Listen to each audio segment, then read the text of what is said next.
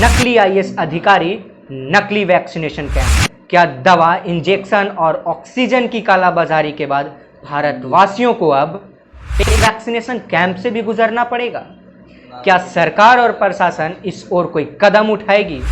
क्या है पूरी सच्चाई, देखिए इस रिपोर्ट में। नमस्कार, आप देख रहे हैं द लोकल जर्नलिस्ट और मैं हूं आपके साथ विकास कुमार। दवा, इंजेक्शन और ऑक्सीजन की कालाबाजारी के बाद अब फेक वैक्सीनेशन कैंप की खबर सुर्खियों में है। जी हां, पश्चिम बंगाल में इन दिनों पश्चिम बंगाल के कुछ कस्बों में फेक वैक्सीनेशन कैंप चलाया जा रहा था, जिसमें फेक वैक्सीन लगाई जा रही थी, जिसमें जो वैक्सीन की शीशी होती है, जो वैक्सीन का जो डोज होता है, उस पर लेबल तो होता था कोविशील्ड और कोवैक्सीन का, लेकिन उसके अंदर जो दवा होती थी वो कोरोना वायरस की वैक्सीन नहीं होती थी, बल्कि एंटीबायोटिक दवा, एंटीबायोटिक इंजेक्शन लगा दी जाती थी।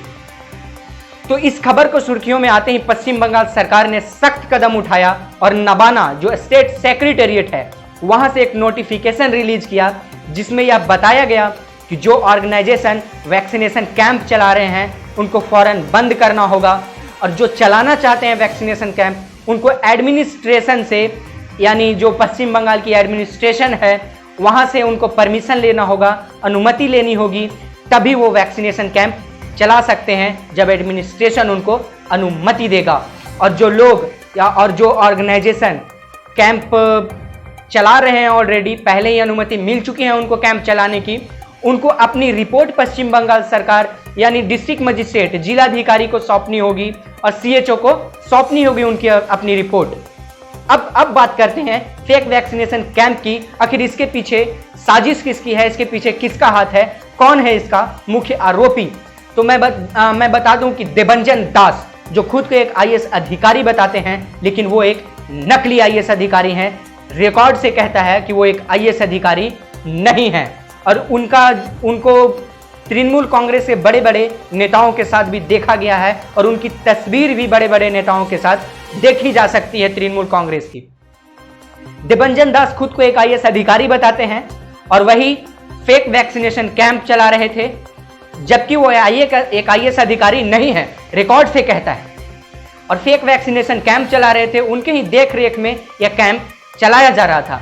दरअसल वो कुछ कस्बों में वैक्सीनेशन कैंप लगा रहे थे कोरोना वायरस की वैक्सीन की, और उसमें उन्होंने टॉलीवुड की जानी मानी अभिनेत्री मिम्मी चक्रवर्ती को इनवाइट किया था वैक्सीनेशन जैब लेने के लिए, ताकि जो जनता है उसको जागरूक किया जा सके कि आप भी आकर अपना वैक्सीन लगवाएं। और ये वैक्सीन शॉट जो लगाए जा रहे थे कैंप में, वो डिसेबल लोगों को और ट्रांसजेंडर्स के लिए ऑर्गेनाइज किया गया था ये कैंप।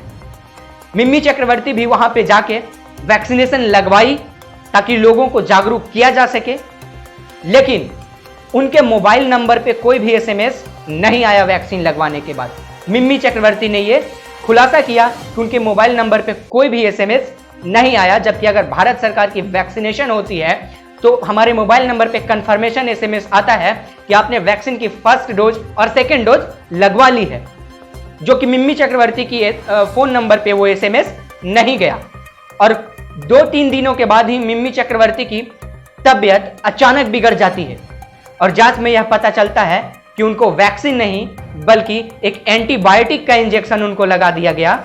उस जो वैक्सीनेशन कैंप लगाया गया था उसको फेक वैक्सीनेशन कैंप ही कहेंगे, कि उसमें कोरोना की वैक्सीन नहीं बल्कि एक एंटीबायोटिक ही लगाया गया है। और इसके पीछे हाथ है देबंजन दास का, जो खुद को आईएएस अधिकारी बताते हैं, और रिकॉर्ड्स कहता है कि वो नकली आईएएस अधिकारी हैं। बहरहाल उनके ऊपर मुकदमा दर्ज कर लिया गया है, अटेम्प्ट टू मर्डर का मुकदमा लगा है उनके ऊपर, क्योंकि अगर किसी की कोई नुकसान होती उस वैक्सीन से तो उनका पूरा जिम्मेवारी उनको ही जाता, और उनके ऊपर मुकदमा दर्ज हुआ है अटेम्प्ट टू मर्डर का। और मिम्मी चक्रवर्ती की हालत अभी बिगड़ी हुई है, तबीयत बिगड़ी हुई है।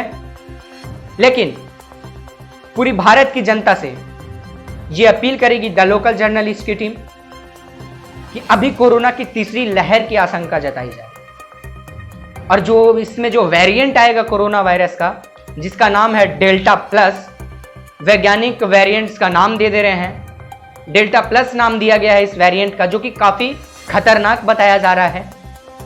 अमेरिका, ब्राजील और भारत ये 3 देश काफ़ी ज़्यादा हाइलाइट्स में हैं इन वेरिएंट्स को लेकर।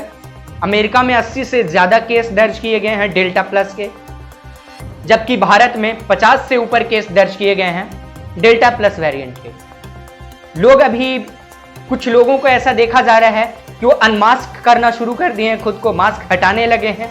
लेकिन सबसे ज़्यादा अभी डरने की ज़रूरत है तीसरी लहर से, और बचाव करने की ज़रूरत है ताकि तीसरी लहर